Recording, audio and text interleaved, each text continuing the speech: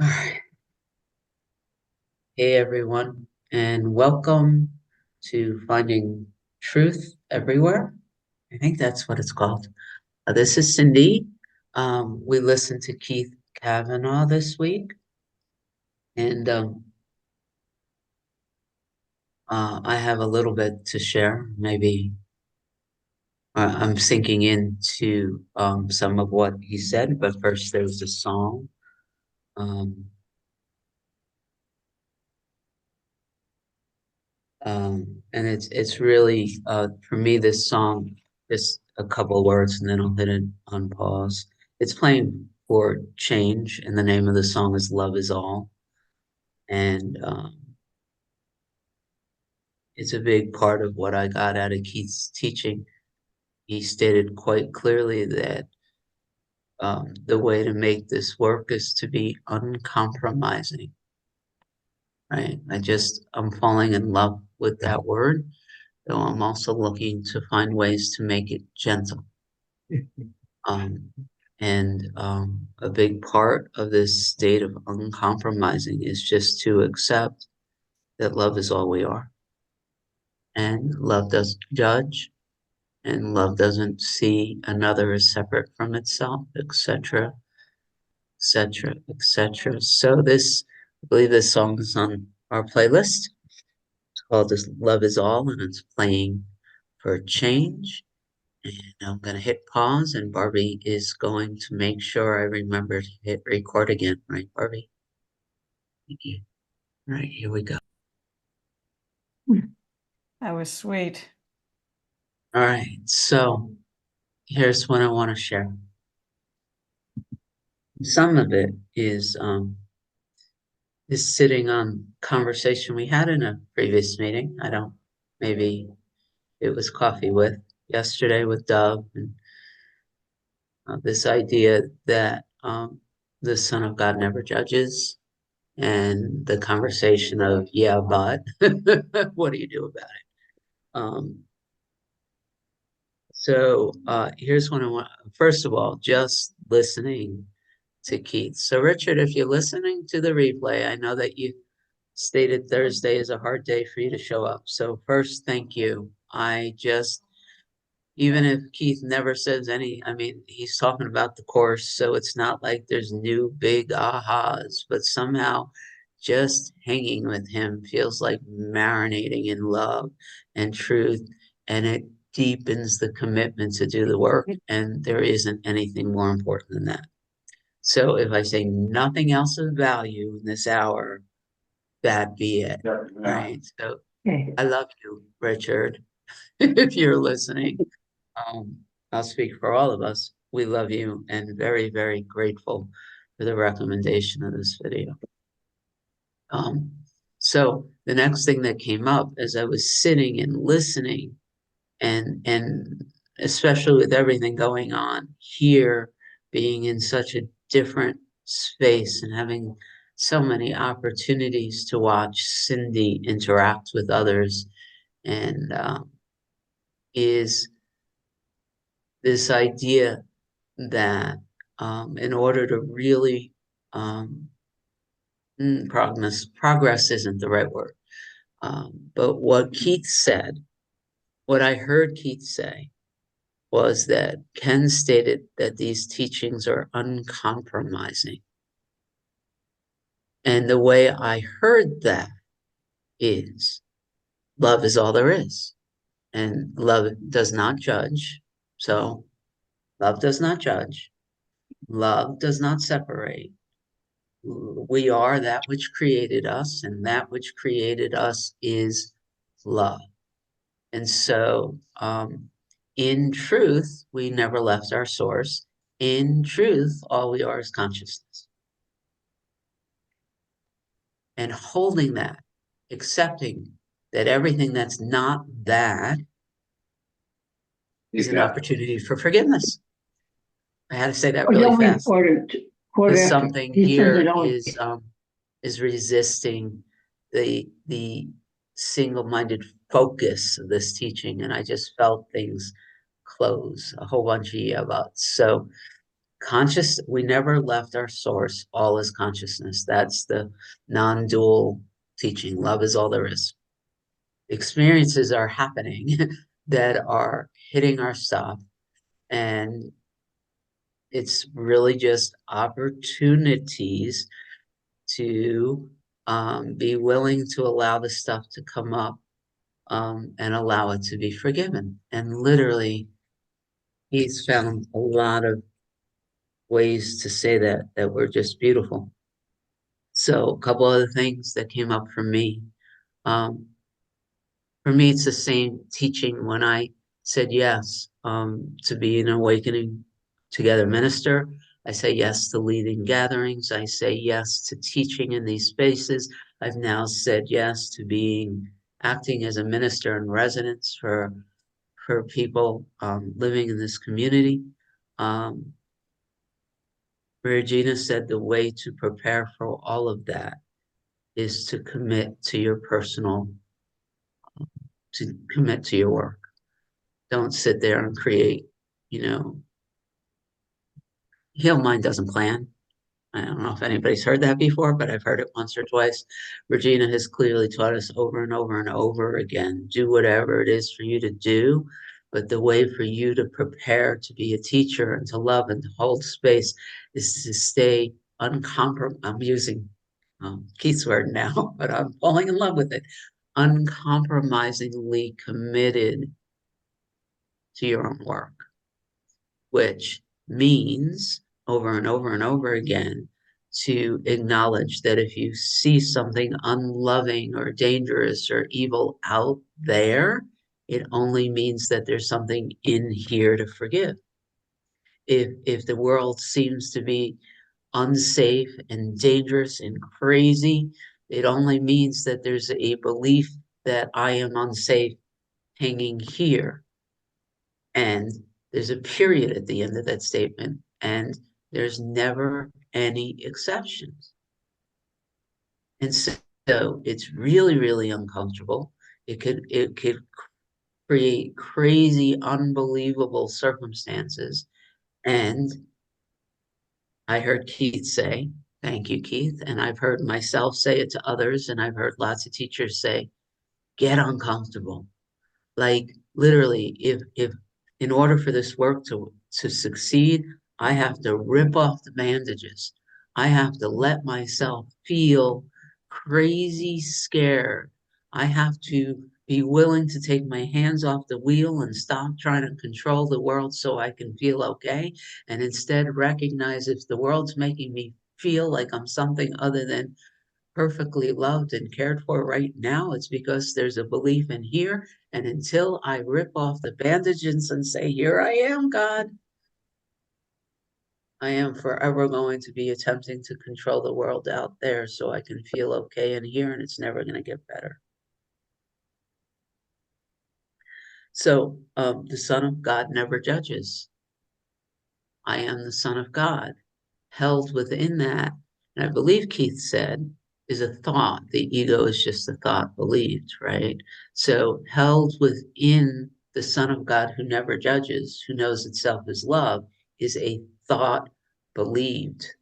And when I say I am that thought, there's suffering. When I say I am that thought, there's a whole bunch of judgments that layer and layer and layer of friggin' judgments that get to be forgiven the moment we acknowledge them, see them, and give the world its new purpose. He said that too, and I got chills. So this is all for me, right? Over and over and over again. I heard all we have to do is give the world the Holy Spirit's purpose, which is let the world hit our stuff so we know it can be offered up for free. And then it's a big one here in my world and in interacting with others and everything else is um, the miracle comes quietly into the mind that is still. For the record, that's Joel Goldsmith's teaching 101. Everything that I am learning from Joel Goldsmith tends to be an invitation to acknowledge the truth of who I am, which is this teaching, right? I am acknowledging that the only thing that doesn't change is that love created. Love is the only creator, and love is all there is. And what was created is a rise and fall of what created it, which is love, undivided, indivisible, and non-judgmental. Just to stick to this teaching, everything that's not that is illusory, and there's a real experience of it. Oh man, even right now, memories come up. The decision to judge another is coming up and coming up and coming up. And how beautiful that when Keith was asked, "What are you doing next?" And he said, "Well, I'm showing up and forgiving every thought that shows up. That's the only job I have." Right? That's what I heard him say. And I never intended to teach. I never intended to have a podcast. I never intended to have Zoom rooms where hundreds of people are showing up. I never intended to go to Australia or the US or whatever. Those things are happening. And why are they happening? So that every unhealed thought in here, every judgmental thought, every hatred thought that is still in the personality of Keith can rise up and be seen, so I can offer it for forgiveness. Like I clearly heard him say that's all he's doing here. And even when he was talking about how his husband, what did he say, was a shameful Catholic, I think. I don't know if the word was shameful, but some sort of like he said, but so what? His job isn't to, and Joel does this too. My job isn't to preach to anyone who ain't listening. My job is just to show up for those people who are asking. And Keith said the same thing, It doesn't matter that my husband's a Catholic. He is the I am. And if I see him as anything other than the I am, I got some forgiveness work to do. I mean, Keith made it really uncompromising and simple. So that the brother is not causing it, he is exposing it. There's a lot of little quotes like that. Ego attacks are not failures, they're opportunities to see the hidden beliefs. When I choose the Holy Spirit as my teacher, I shift the purpose of the world. Feeling guilty and shameful is absolutely perfect because unless you allow it to rise and see it and acknowledge it within you, what's that quote? Awareness alone is curative, right? Once we're aware of it, we can give it the Holy Spirit's purpose and allow it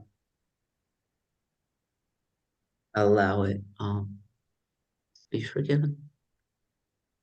They asked me here to teach on special relationships and holy relationships, and I found that very funny because um, it's not terms I use a lot. Because literally, I'm doing my best to just show up in the present moment, right, and be with what is now. But it was very, very cool that Keith gave me the definition in this hour of the special relationship and the holy relationship. And all he said was, the special relationship can be decided as I am this, loving my interpretation of you being that. He called it cannibalistic and selfish. And when you acknowledge that, every time I look at you and think you need to be a certain way so that I can be okay and say that I am loving, and you offer that up to the Holy Spirit, then the way he defined the Holy Spirit, the a holy relationship, what came up for me was when we looked at Don Miguel Ruiz and Luis, I think is his son's name. He said he was sitting there looking at his father on stage with a really important Buddhist monk, and the audience was really concerned that they were going to conflict and disagree because um, their processes or teachings from a worldly view felt so different. Only these two men were sitting next to each other, just laughing, just loving life and laughing because the world doesn't matter. Only love is real. And they knew it. They knew that there was no difference between them. And so when Keith was defining the holy relationship. I was remembering that story. Taking a breath, offering. Can't wait to hear your voices.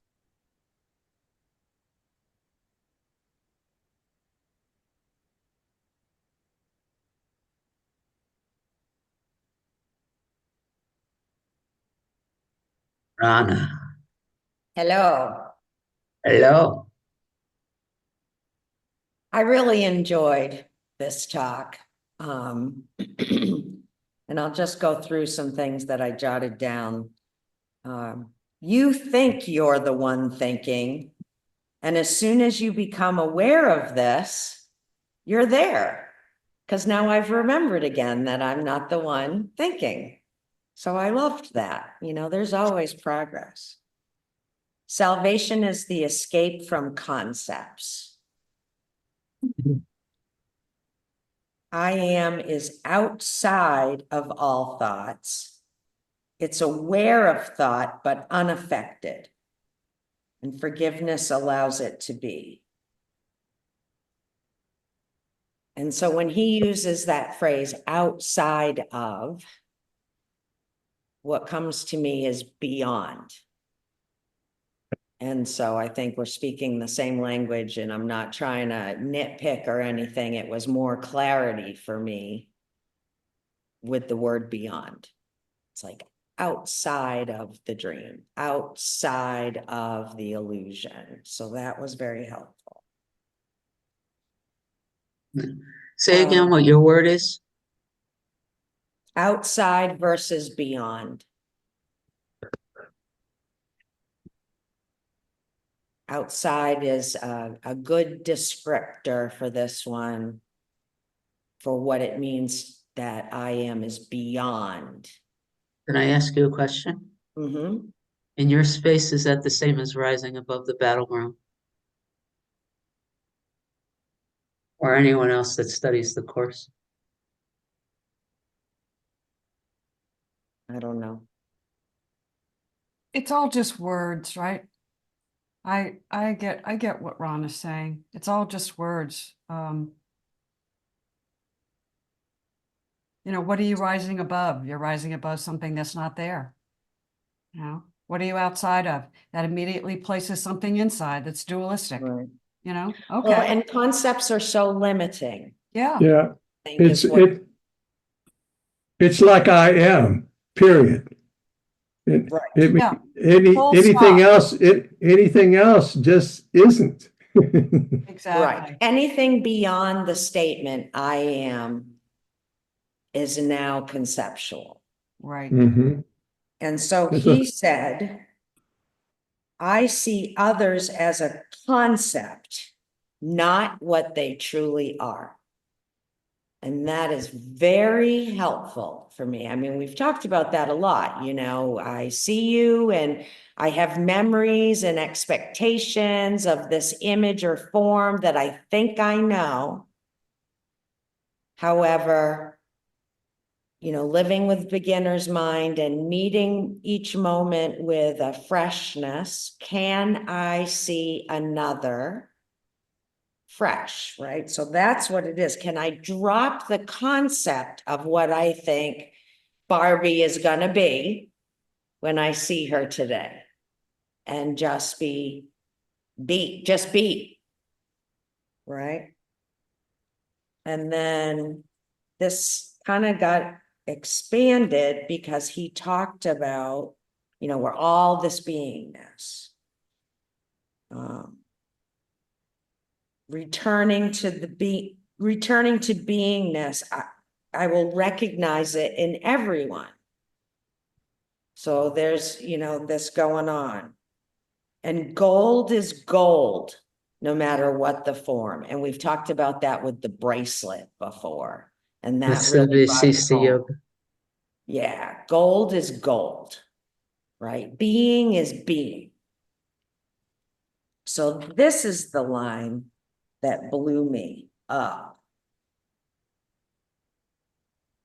This is one thing, beingness, appearing as a million things without ever ceasing to be consciousness, that one thing. One appearing, it's one thing, one appearing as a dream without ever ceasing to be consciousness. One is appearing as a million things. That was really helpful.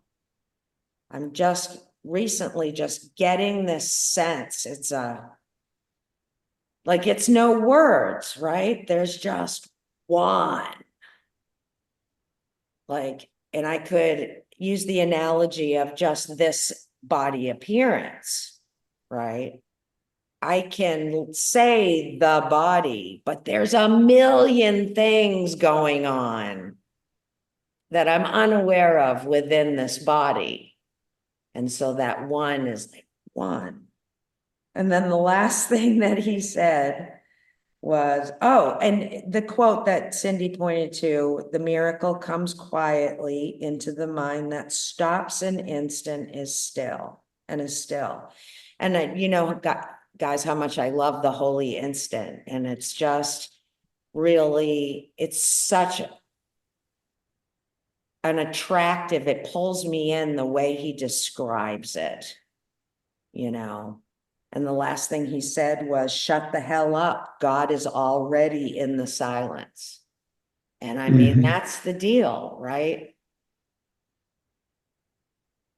I am capable today of being that which witnesses the thoughts, can be unaffected by those thoughts, and turn awareness and focus to something else. I can allow everything to be, and that turning to something else is love, is the one thing going on, is the I am and they are. It is. So I really enjoyed it so much. Can't wait to hear what everybody else has. Rana, did he say, I am the stillness, not the noise, or did I just think that up? Well, I don't have that on my sheet, but that doesn't mean he didn't say it, David. Okay, That's but what you anyway, heard, that's what you heard. I want to say this, Barbie. I'm sorry, I'll get off quickly. But what I thought about this is when I'm in the woods, when I am still, because that's where I go to be still. Even though the birds are singing, it's still stillness. I match up with the vibrations of the stillness of what is. And it's just when I do that, I know what that is. I know that I'm matching up, and it's like there's nothing to me more peaceful than that. And when I'm at peace, then I am. I'm sorry, Barbie. Well, now he makes me want to say one more thing, Barbie. So that beautiful description of being in nature, right? I believe, I know, I've experienced that same feeling even in the chaos of a crazy moment. And he said, look at the world without arguing with it. Let all things be exactly as they are. I'm hearing Reverend Yolanda. Something is witness to the whole thing. And that's what I remembered, David, with your description, right? In nature, it is a beautiful place to become a witness of the whole thing. So can I bring that witnessing into any part of my life, not just when I'm walking into the forest? So thank you. Thank you, Barbie. Thank you, Cindy. Thank you, Rana. All right, Barbie. First of all, I noticed you had to mute me, but I didn't unmute myself. Something's happening. I have no idea, but I don't care. It's nothing to worry about. But why I rose my hand is when Rona was telling about shut the hell up. Is that when you, I like that, but is that when you think about all the thoughts running through your mind, you tell them shut the hell up? Well, you actually don't do that, by the way. Let's slow down. He was very clear to this woman at one point. He said, "Can you ever really stop your thoughts? The thoughts just happen, right? The thoughts are just happening, so you can't stop them. So if you go ahead and try to stop them, that's just adding Oh, judgments. It's really just judge it's stepping away from the judgment that you're doing it wrong, that the ego attack is wrong, that the judgments and ultimately it's identifying with the thoughts that are flowing through and saying these are my thoughts. That's what we're letting go of. okay, because I don't do that. I let the thoughts come and they go. I have to Yes. think about it.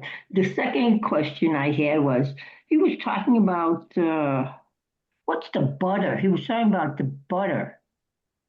The butter's inside me and I'm the butter there. I don't remember. Does somebody else remember the exact? I mean, when you're He talking, was all I'm saying, using that as his example of kind of a direct experience of oneness. oh yeah, Um, he had in the same way Regina had the Apple experience. If anyone ever heard her experience, she had this experience once out of the blue. She was like folding laundry and her daughter was eating an apple, and she dropped into this experience of being the apple, being the daughter, being the bite into the like all of it. She just had this direct experience of being oneness. And I've heard Keith talk about that same moment where he knew, in the same way Regina said she knew that it was all one. He sunk in and let go of this sense of separate self. And it was in relationship to a stick of butter. He just had be dropped into that direct experience. Does anyone know, did I answer the whole shut up in the same way he was teaching it? Maybe Amy has another way, but if anyone else, I'm looking towards Rana since it was in her yeah, I would notes. just add, I mean, it was mostly in jest at the end, right? It was Okay. very flippantly whatever, but I mean, my reasoning for looking at that was that God is already in the silence. That's where I need to go, even though there's nowhere to go, right? But there's the solution is in the stillness, in the silence. Okay, thanks a lot. And I loved it because it was like he was saying it was like I was going through the course again with all the stuff he was dishing out. It's like rehashing the stuff that I know or I did forgot I knew. But he was cool. Yeah, he didn't teach anything new. I know, but it brought Yeah. up things that I forgot. Yep. Or then I think I forgot. Amy Habel's in the house with her hand raised.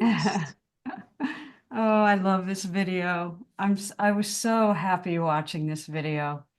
He's such a beautiful teacher of the non-duality in A Course in Miracles. He just goes right to it.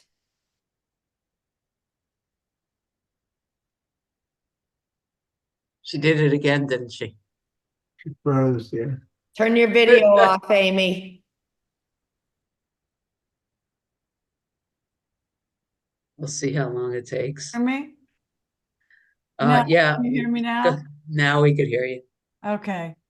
Darn it. Uh, so that makes me, well, anyway.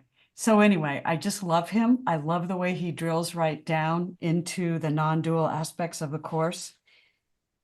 I very much appreciated his "no one is thinking" explanation. Do you know what your next thought will be? can you ever stop your thoughts? You know, and I so appreciate the advice not to feel guilty about your thoughts, because so many traditions teach us, oh, the ultimate goal is to have no thoughts. And that may be the spacious silence of pure being, but thoughts just arise, you know, and I do so appreciate the non-dual teaching that they just come up. They're just movements of consciousness. The other thing I really appreciated was he talked about the witness, and he described how the Holy Spirit is that witnessing aspect that comes through the egoic mind and transcends the egoic mind. I'm just using words here, but that beyond the witness is just pure being. And I appreciated that. Just pure being. He's someone I could listen to over and over again. He really gets it. And he brings the most transcendent teachings of a course right to the fore. And with that, I'll just say, you know, this is my, I loved his saying, he is still watching his thoughts. He's still forgiving his thoughts. He's still forgiving the idea of separation. That's his work. I so appreciate that. And there is no Son of God. There is no Son of God, right? That is, yeah. That is a misstatement. That's very dualistic, and I get it. I do, but I wish we could find another way of expressing it. So, love us. Thank you. Thank you, Cindy. Great choice. Well, you know what my choice is these days, Amy, is saying yes to the community. So this video came from listening to Richard almost every time he shows up in the room talk about how much he loves Keith. So I sent Richard an email saying, which one? So we're saying yes to the truth. And every time Keith said, I am, I thought of you, Amy. So, you know. Hi, Sandra. Hello. It's so good to be here again. Wow, it's so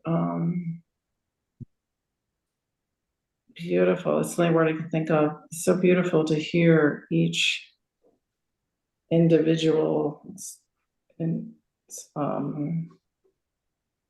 how his words struck each person here, and how perfectly truth comes through the individual manifestations, how perfectly tailored it always seems to be for each character in the play. And as I was listening to him, there were so many beautiful words. I wrote many of them down. And then I realized the communication I was getting from him was way beyond words. Rana just said, his joy is infectious. What I was getting was, that exuberance, all of that joy, all that excitement that he was emanating was just coming right in and matching perfectly my feelings. And that was just such a beautiful experience. Though the common understandings were there, but it was beyond that. And it was beyond the common understandings. And then what you said about him not teaching anything new, something I've also been noticing lately. I loved what he said about, it comes right from the course, forget everything you've ever learned, come with wholly empty hands. That's how I'm approaching almost everything now. It doesn't matter that I heard it before, because there's always something new and fresh to be communicated, always, when I'm listening from that space. And then the part that I will say that I personally love the most was when he was talking about self-inquiry, and he said, the typical question, what is it that the observer is looking at? And then he said, taste the identity of the true self. Taste the identity of the true self. Such a wonderful using the senses, how like walking in nature, using the senses of this created, whatever, manifested form that we've been given to experience. And I got it. It's like getting the whiff of the perfume, when we hear that. It's like, I loved that taste, the identity, because it spoke to me. I have tasted it. I know what it tastes like. And that's what I meant about that direct communication that was coming through from him to this particular form in this particular moment. And so I'm left with one word, wow. Wow. I'm going to listen again at some point after this conversation, and I have a sense that I'm going to have a brand new experience. All right. So, David, there is a question I want to address in the chat. Sure. So you let me, no. I'm giving you the opportunity to go first. I just wanted to say to Kay that I Okay. see your question and I'm excited Yeah. to discuss it. Yeah.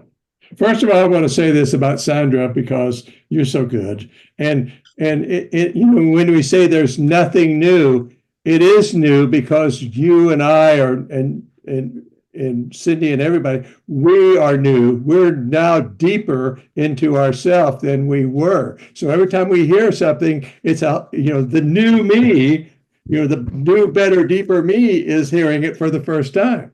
So it's all good. So that's that. One of the things that maybe I got it from him or just been thinking about it is, I was a Ken Wapnick Course in Miracles student forever. And then when the non-duality things I started hearing about, I resented that. And I thought it was an either or situation. And now it's like, it's not even an and because there's only one. There's no difference. It's not even an and. It just is. And it's nice that I can make peace with that and say, okay, well, it's all the same thing. It's just somebody's coming from a different place. Many roads, all roads lead to God. There's only, we're all going to the same place. Somebody can't, some person starts here, some person starts there, and Ken started where he started. And then another thing, whenever everybody gets done talking, I have a poem, and I don't want to cover up anybody, so I'll wait till we see if we have time at the end. But Who wants to hear it now? Okay, I wrote it this morning, so it's about now, but it's the same thing because it's also what we're talking about here, because like I say, there is only one thing. So what is life all about? How will all this turn out? If we spend our time worrying, we will be missing the now, and somehow today will be gone before we could see what it was. And someday our day will have gone round the bend, but we won't know the end until we get there. And worrying will seem to be hurrying this because our todays will be too empty due to our spending our days wondering about what tomorrow will be, until to our sorrow, we won't have any more tomorrows. So love and taste it and not waste it, because it is all there is. When somebody was talking about tasting, I said, I got to say this. So thank you for listening. It's a blessing to listen, David. All right, Melanie. Hi, everybody. I just put my hand up just because I'm so loved to be here and just absorbing all these great ideas. And I love that Keith's. It took the whole Course of Miracles and made it so, clear. And he really boiled it all down into such a clear understanding. I think I love it where he says, the person you think you are doesn't exist. It just took everything. And it was funny. I was just walking down the stairs yesterday, and I have an overflow place for books and things. And I saw on the bottom shelf, I have this volume. It was Ken Watnick's, and it must be, he wrote this, it's huge, and it's like 8 or 9 or 10 volumes where he talks about each of the different lessons in the Course in Miracles.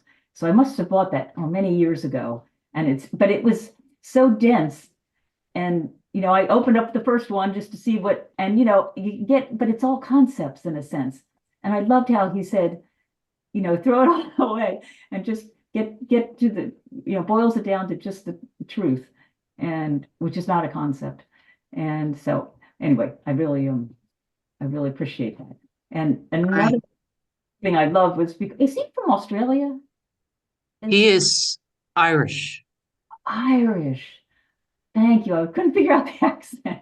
It was so cool. I love that. Irish. Oh, okay, thanks. When you talked about his husband being a Catholic, and it's so funny because my husband's a devout Catholic too, so I could really connect with that. It was just perfect. And then to see that it doesn't matter with the statues, some are grotesque and some are beautiful, but they're all gold. That's the essence. And that really helped me too with the political situation right now. When you see people that, they might appear grotesque, but they're gold, it's all gold. And to see that all differently. So I just really love that. So thank you so much. And your share is just a perfect intro to us spending a few minutes with Kay's question. And let me read it. And Kay, anytime you want to unmute and have an exchange, that would be a blessing. Either way, though.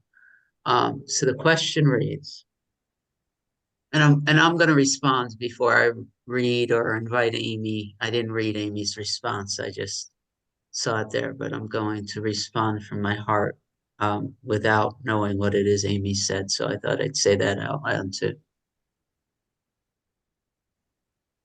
I believe I see someone in my family as, I am, or the I am. And I do not want to be with the person, have a relationship with the person. Am I fooling myself then, or is it okay to withdraw from contact?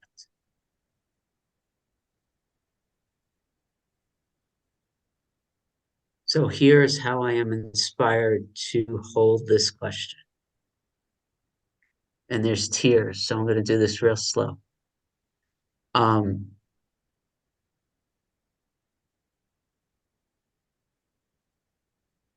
And it reminds me of a question she asked him, in the midst of it too. So when you give the world, I'm trying to use the I guess I'm using the languaging from this audio too. When you recognize that the world, or you surrender the world to the Holy Spirit's purpose, then there is an acknowledgement that everything that is happening in the world is for the purpose of knowing the truth of who you are, or dissolving blocks to love's awareness, or resting as the I am, and it's showing you where you're not resting as the I am. And when you commit to that, and Keith is so beautiful saying, I ain't there yet. And whether it was last week or the week before, one of the things we loved about Helen Hamilton was, I ain't there yet. like we're in it together, we're rising in consciousness together. But when we give it that purpose, then your question actually doesn't really make any sense. And I say that because what we do in the world doesn't matter. We're going to do whatever we're going to do. And actually, it ends up being very similar to the acknowledgement that the thoughts aren't ours. They have a slightly different purpose. Do whatever you're going to do. But when you live in the pause or you keep going back to the pause, Ron and I used to talk about the pause a lot, right? If I am finding myself in a relationship with someone I just don't like, man, I don't want to be in their presence. I can go into the pause and say, Holy Spirit, I give this to you. There's something here. There is a thought, a belief in the world that is holding me, separating me, Cindy, whatever Cindy is, from love. And I will for that to be forgiven. And then you hang out in the pause for as long as it's appropriate. And then the human's going to do what the human's going to do. And if you feel the contraction and you have another meet, you can sit back and say, okay, this is the way I do it anyway. Okay, Holy Spirit, this is obviously not fully healed yet. I'm willing to give this relationship to you. There's obviously a belief or something here. What I have learned over and over and over again, that this activity loosens something in here, surrendering it, asking for the forgiveness. And sometimes these relationships go away, and sometimes they connect and quote unquote from a Holy Spirit, from a Course in Miracles standpoint, become holy. And it's not up to me which way it goes. And it tends to be that I don't care. Um, and let me know if that answers it. I am going to read. Amy, would you like me to read your response here, or do you want to unmute and respond with your voice, whatever? I will go ahead and do that. What I recognize is that all of us have this seeming life situation. At least many of us do. And so I'm responding as I think Keith would.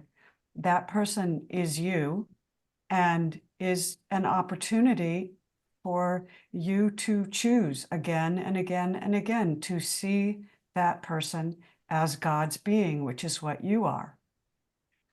So if I avoid that person, then I'm just actually making them more real, right? I'm avoiding the situation, I'm making it real.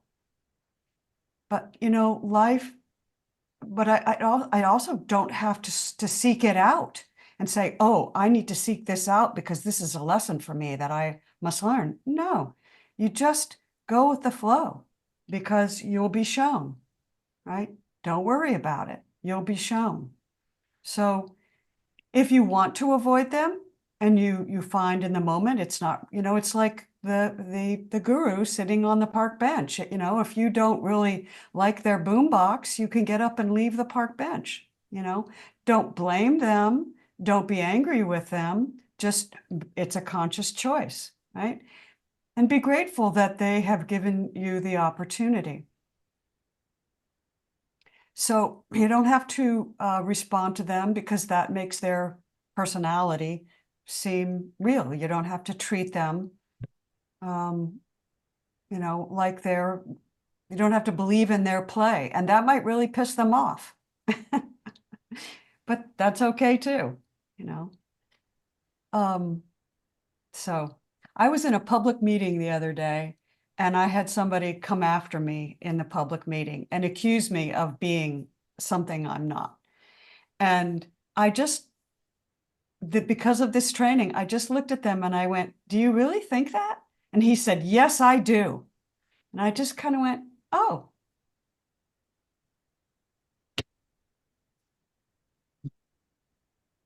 Didn't say anything else. So, and I've been dealing with that because he's come up in my mind. It's like, how, why did David have to say that? Why did he have to say that? but it's just another opportunity, as Keith just showed us over and over again, just, you know, that's not who they are. That's not who I am. Thank you very much. Love us. Amy, it's almost sounded like you validated that person and invalidated their ego. Like I validated them and invalidated their ego. Maybe so. I just thought, you know what? I don't need to add to this, right? Right. He's creating a story. I don't need to add to the story. I don't need to reject it or take offense or just, well, that's interesting. That was the best I could do. Sometimes silence is great. Thanks, David. Hey, Rana. Owen.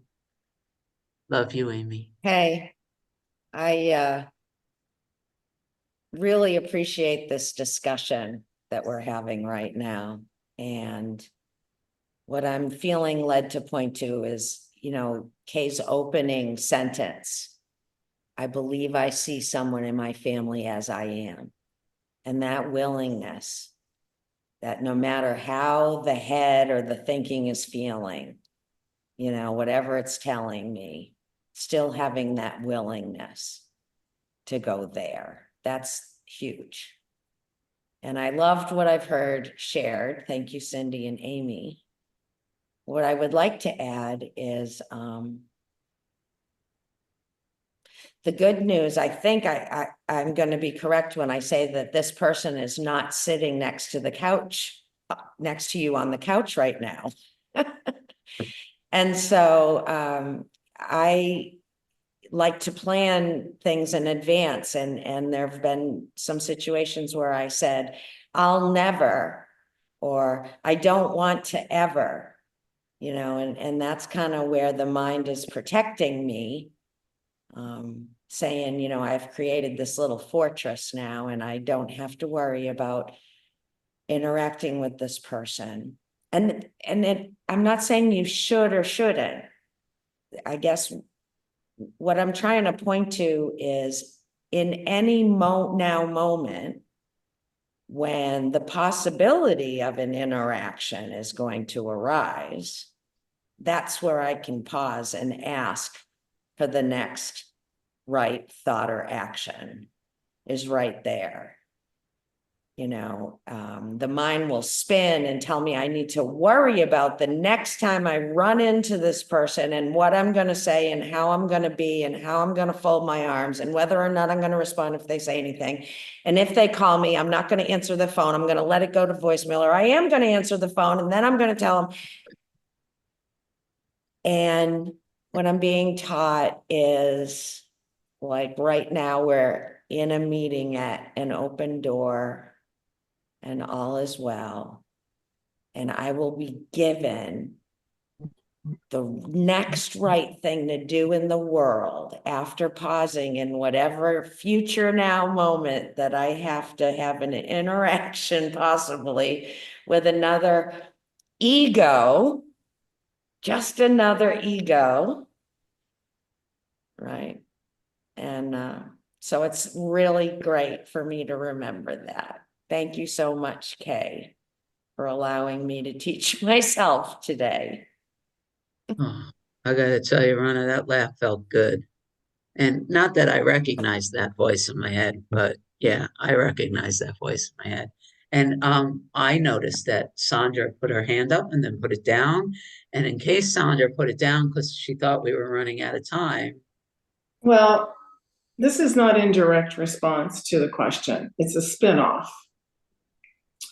Another thing I noticed about Keith was his lightheartedness towards these subjects we take so seriously, and they are serious. But he had a lightheartedness and he laughed a lot. Did you notice he laughed a lot? He laughed at himself. He laughed at the questions. And I just think that shows that it showed the truth of what he was communicating to us. And then the other thought that came in was, many times as I've taken this bird walk of a path, I have walked away from situations, but they always come back in some other form because it's all been for me. And if I choose to avoid it now, I avoid it now. But it always comes back. And had this friend who said to me, well, we can get rid of that guy, but he's going to show up in a different set of pants. And I thought that was the funniest thing I ever heard. I laughed so hard. And darn if he didn't show up in a different set of pants. So the opportunity, I'm seeing everything now. No, almost everything as an opportunity to look inward. Why is this bothering me? Get that taste of the true self, and then the answers come.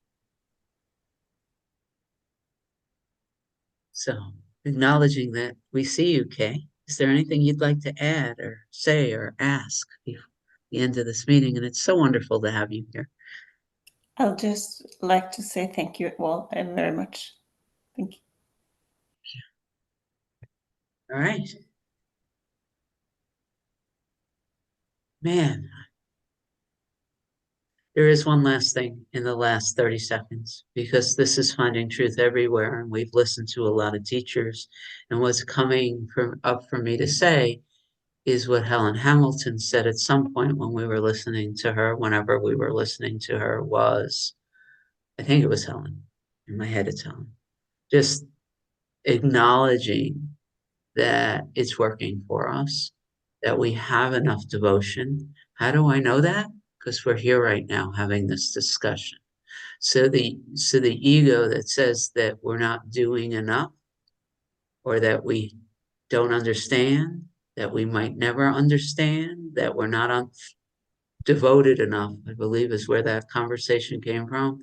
She clearly stated, at least it's the way it's running in my head, is just the fact that you're here now, engaging in this, means that your devotion is high.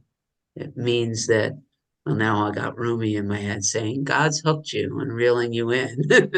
You can fight it tooth and nail and continue to suffer, or you could be willing to do well, because I got Keith in my head, the forgiveness work, and relax and allow yourself to be dragged back in. But it's happening. It's happening. And with that, I'm going to hit the stop record button. Love Love us. us. Love us. Rana, have a great wedding. Thank you, darling. Yeah, you go. Knock their socks off.